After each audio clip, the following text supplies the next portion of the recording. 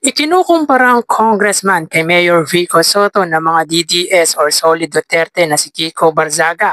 Meron pong mental health issue. Yan ang pag-uusapan natin ngayong araw po mga kaparokya. Pero bago natin pag-usapan yan mga kaparokya, gusto pong magpakilala po muna sa inyo. Ako nga po pala si Mervin, the man behind Kaparokya TV. Anyway mga kaparokya, kamusta po kayo? Naway nasa mabuting kalagayan po kayo habang pinapanood nyo po ang video ko na ito. Mga parokya, sinashoutout ko nga po pala lahat ng aking subscribers. Meron na po tayong more than 11,000 subscribers and turning 12,000 mga kaparokya, mga solid viewers po natin. At of course, yung mga OFW na patuloy na tumatangkilik, patuloy na sumusubaybay ng munti po nating channel. Muli, thank you so much mga kaparokya at kung saan man po kayong dako ng mundo, magsiingat po kayo dahil kayo po ang tunay na bayani ng bansang ito. Anyway mga kaparokya, gusto ko pong humiling sa inyo na pakisubscribe po ang aking YouTube channel. Pakilike and share nyo na rin po mga parokya nang sa gayon ay mas rumami pa po ang makapanood ng mga uploaded video po natin. Muli, thank you so much po sa inyo mga kaparokya.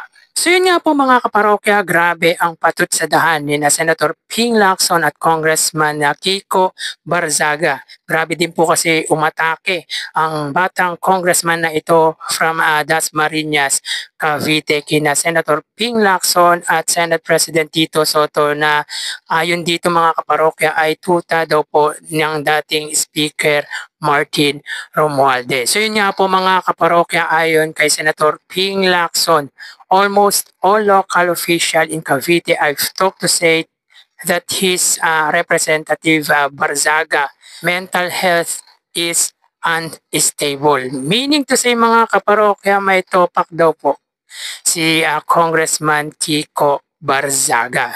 So yan ba ang kinukumpara nyo kay Mayor Vico Soto?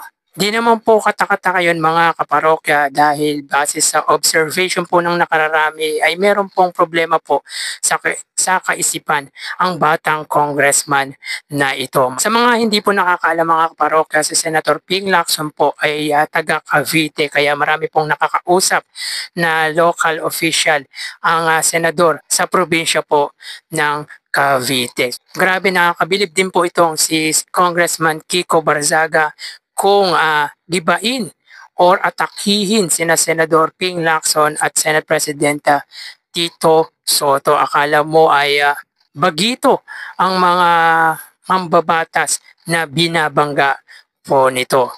Na kung iisipin po natin mga kaparokya ay parang attack dog po ng mga Duterte. Kumbaga binubuyo po, tinotolerate po para atakihin sina Senator Ping Lacson at Senate President Tito Soto. Kumbaga nagpapauto sa mga nangbubuyo po sa kanya sapagkat siguro mga parokya tinitik advantage ng mga ito ang kondisyon po ng batang mambabata. Alam nyo mga kaparokya, ang problema dito bandang huli ay baka iwan din po ito ng mga taong nambubuyo sa kanya para tirahin or atakihin sina Senador Ping Lacson at Senate President Tito Soto. Nakakapagtaka din mga kaparokya kung bakit ikinukumpara itong congressman na ito sa butihing Mayor Vico Soto na alam naman po natin na napakalayo po pag ikukumpara ang dalawang politiko na ito. Again mga kaparokya, si Mayor Vico Soto ay may maayos na kaisipan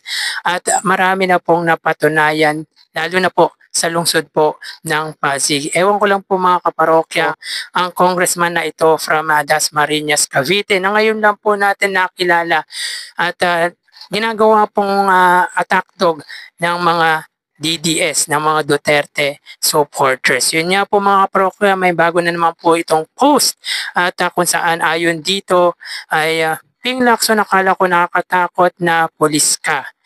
Bakit buhay pa ako? Duwag ka ba pag kapwa politiko na ang kalaban mo dahil takot kang madamay si Kong Roy Loyola? So yun po ang bagong post ng congressman na ito. Anyway mga kaparokya, asa naman po napapatulan ito ni Senador Ping Lacson, lalo na't nalaman nito na meron pong mental health issue ang batang congressman. Alam po nito na meron pong nagpapatakbo or nambubuyo or meron pong gumagalaw para tibagin, sirain, or atakihin ang mga senador na lumalaban po sa korupsyon. Bakit kaya mga kaparokya ginagawa ito ng batang congressman, ng batang mambabatas?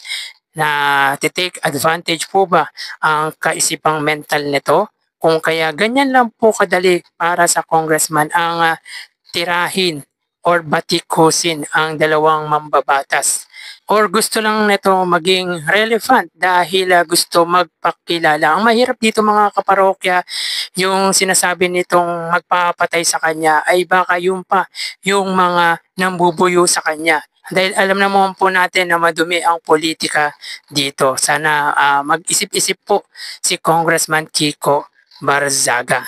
So yun nga po mga kaparokya, kung yan ang ikukumpara sa butihing Mayor Vico Soto, ay di hamak naman po mga kaparokya na wala pa po sa kalingkingan yan ng butihing mayor. Bakit kaya pilit na ikinukumpara ng mga supporters ng mga Duterte si Kiko Barzaga kay Mayor Vico Soto? Dahil kinall out dito si Speaker Romualdez, katapangan na ba may tuturing yun mga kaparokya o sobrang nautulang? Kasi mga parokya, ini-insist po ng mga supporters ng mga Duterte na bakit daw po si Mayor Vico Soto ay ang mga diskaya lang po ang nilalabanan. Hindi daw po nito pinangalanan ang mga involved, yung malalaking taong involved sa katiwalian regarding nga po sa flood control anomalous. Masyadong big deal po kasi mga kaparokya sa mga DDS yung pag-attend or pagpunta sa infra hearing po ni Mayor Vico Soto. Alam naman po natin mga kaparokya na bukod po sa binayaran po ang mga Duterte vlogger, yung mga Duterte trolls, ay isa po sa nakikita po nating dahilan dito mga kaparokya ay yung political career ng sinusuportahan po nilang mga Duterte. Regardless mga kaparokya kung si Sara Duterte man ito, dahil para sa mga solid Duterte ay yung mga Duterte daw po ang gusto nilang mamuno dito sa bansa. So tingin ko mga parokya, isa sa dahilan kung bakit todo atake po sila sa butihing Mayor Vico Soto ay dahil nga po mga kaparokya sa nate-threaten po sila kay Pasig City Mayor Vico Soto. So yun nga po mga kaparokya, tingin ko hindi naman po papatulan na ni Senator Ping Lacson ang bagitong mambabatas na ito, dahil lalo na mas may isip po Senator Ping Lacson, dahil pag pinatulan niya po ang isang taong may mental issues ay para ka na rin pong nagkaroon ng problema sa kaisipan. So hayaan na lang po sana ni Senator Ping Lacson magdadadada ang batang congressman o ang batang mambabatas na ito na pilit na ginagawang bayani ng mga Duterte, kumbaga ginagawang ataktog ng mga Duterte para siraan ang mga kumakalaban sa sinusuportahan po nilang politiko. Anyway mga kaparokya, hindi na po tayo nagtaka na mayroon po itong problema sa kaisipan, dahil obvious naman po sa pinapakita neto para po itong bata mga kaparokya. Though bata pa naman siya mga parokya, pero hindi mo talaga maialis na meron po itong problema, dahil unethical po ang ginagawa nitong tila pamamahiya sa mga kabaro nito sa Kongreso. At mapapansin mo rin po talaga na meron tong problema sa kaisipan, lalo na kung paano po ito mag-act. For sure, karamihan po sa atin mga kaparokya ay pansin na po ang problemang ito ng batang mambabatas. Kaya nakakatawa mga kaparokya ang kaisipang ikinukumpara ito sa butihing mayor. Not even close mga kaparokya, malayo-malayo po kay Mayor Vico Soto, at naway wag na po sanang patulan ni Senator Ping Lacson ang batang mambabatas. Wag na rin po sanang patulan ni Senate President at ng Administrasyong Marcos ang pag-attacking ito ng batang congressman. Dahil wala naman pong mapupuntahan, wala din naman pong mangyayari kung papatulan pa nila ang congressman na ito. Nonsense mga kaparokya para patulan pa ang batang congressman na ito.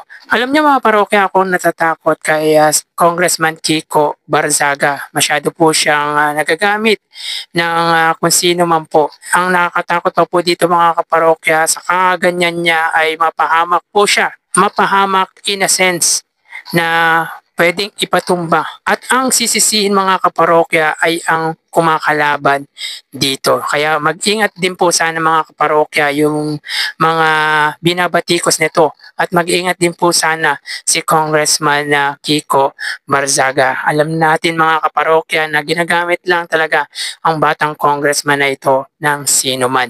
Kayo mga parokya, anong masasabi nyo patungkol po dito sa sinabi ni Senator Ping Lacson? At anong masasabi nyo mga parokya sa bagong post po ni Congressman Kiko Barzaga? Comment nga po mga parokya ang opinion nyo patungkol po dito. So hanggang dito na lang po tayo mga parokya. Magsiingat po tayo lalo na maulan. Naway magdala po tayo ng payong pananggalang po sa ulan nang sa gayon po ay makaiwas po tayo sa sakit. Muli, thank you so much and God bless.